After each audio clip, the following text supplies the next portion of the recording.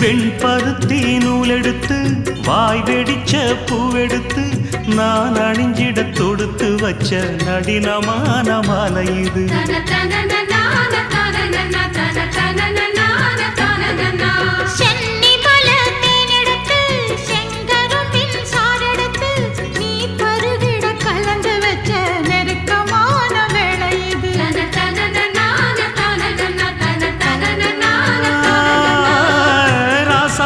உடம்பிருக்கும் ரவிக்க துணி நானாக அன்னாடம் சூடி கொள்ள ஆசை வச்சாகாதா.